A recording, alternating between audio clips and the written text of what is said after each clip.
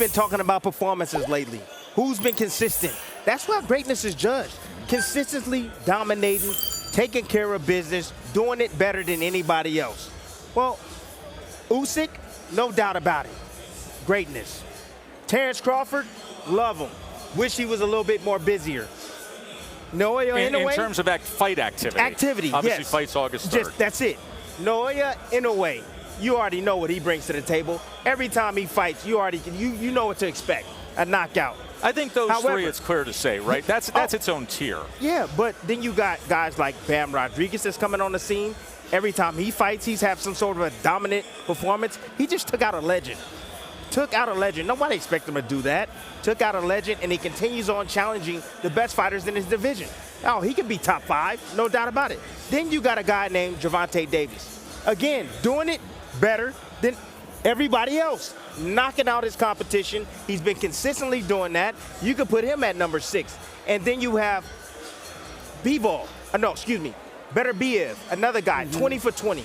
Obviously injured on the shelf. 3 world championships.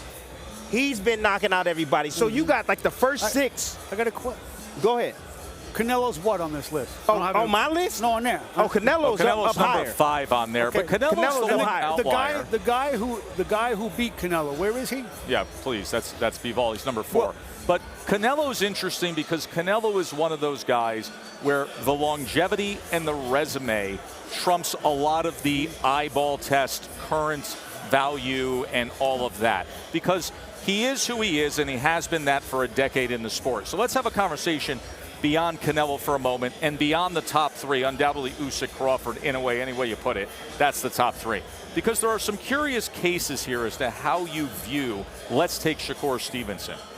Coming off a highly criticized fight and then goes into last week where he's completely outclassing an opponent, doesn't finish him. So how do you size up this recent edition of Shakur Stevenson in a pound-for-pound conversation that we've been seeing for the past year? I actually think that the idea that he's still, 8 on the list? He's currently 9. He's still on the list is good because I thought that the take on the fight was out of proportion with what we saw. He couldn't, because he dominated. You know, the shot of fans leaving, right. And he couldn't knock him out or didn't knock him out.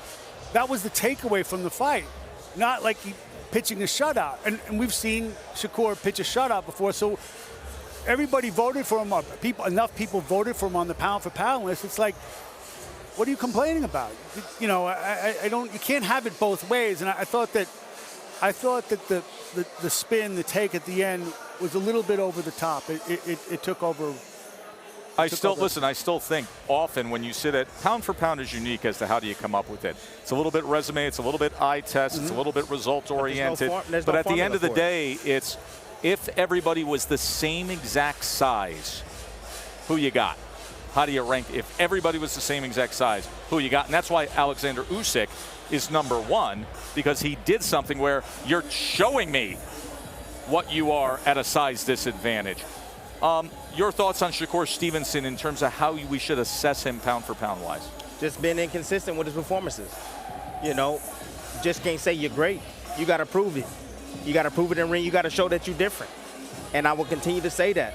The rest of the guys that's above him, they continue to prove and show that they're great.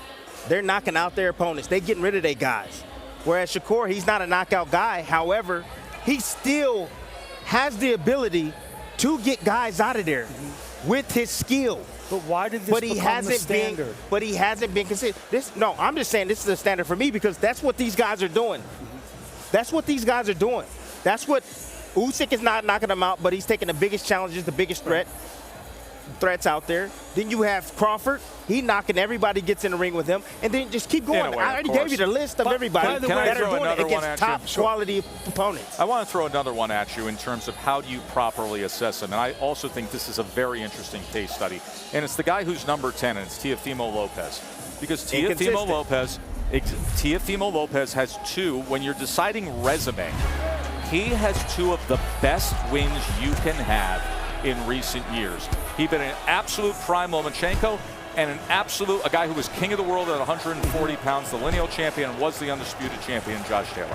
What's curious to me. Then you have the other Yeah, no, performances. I think of all, and I still call them young fighters, even though I don't know if they really are anymore. I think Teofimo is the most interesting, the most charismatic, and the most the best combination of stuff. Okay, to make sure that you want to watch him. But you can say the same thing about Teofimo's performance that you could about Shakur. Oh, yes. You know, he couldn't get him out. He couldn't get him out. Now, I'm thrilled to see Teofimo again. I don't know. I'd love to see him at 47. I'd love to see him against Brian Norma.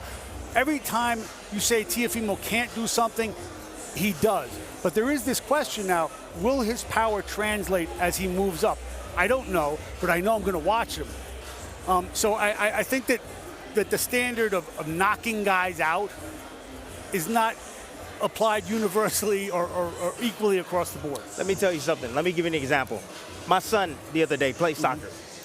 He had a hat trick, 3 goals. Dad, I had a hat trick. Oh, I had a hat trick. I'm like, really? Oh, that's great, champ. Good job. You're trying to get on the hockey broadcast. That's what I told him. Wait, hold up. And I say, well, good, son. I'm proud of you. But I said, you could have had 40 goals. The competition you're facing. You could have had 40 goals. Think about that now. That's what we're talking about with Shakur Stevenson. We're talking about Lopez of the world. Like, the competition that you're facing, you should have had 40 goals. Joe. You should have had 40 goals at the end of the damn day, not just 3. Yeah, I mean, Joe, I think we might be looking at another boxing dad. Totally. Over here.